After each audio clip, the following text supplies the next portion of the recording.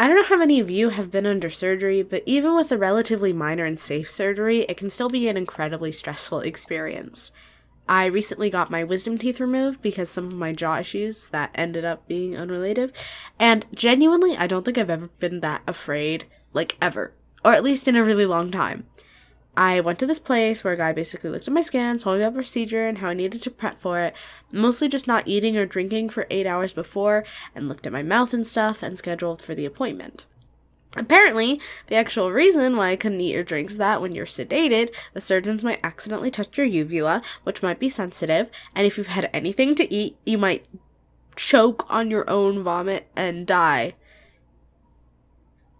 So the whole appointment was kind of weird, I'm not gonna lie. Like, I mentioned offhandedly that my lips were really dry, and the guy inspecting my teeth just went, "Oop, here, I'll help." And he stuck his fingers into my mouth and started, like, rubbing it over my lips, like, smearing it.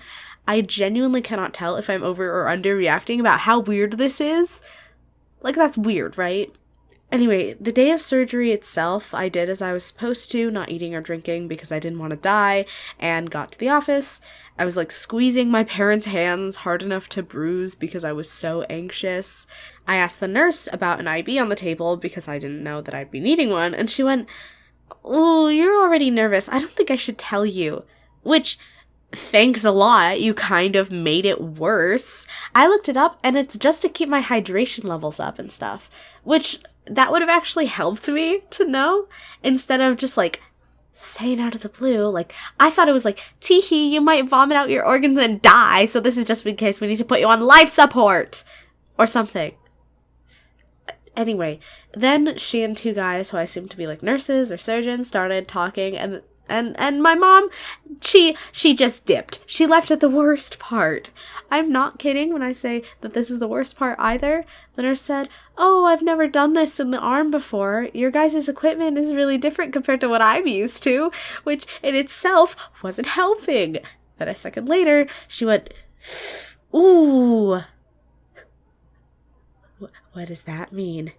They had to yank it out and try again and again until they switched the other arm, which finally worked after, like, the 6th try.